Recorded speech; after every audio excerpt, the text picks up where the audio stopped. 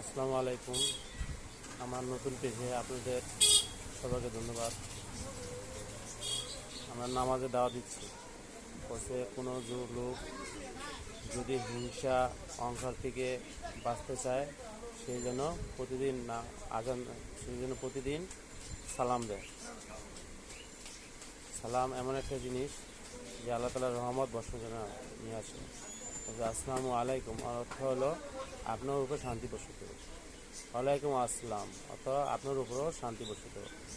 বলছে ভাই আমাদের ঘরে আমরা ঢোকার আগে আমরা সালাম দিব, তাহলে আল্লাহ তাআলার খাস রহমত বরকত হবে।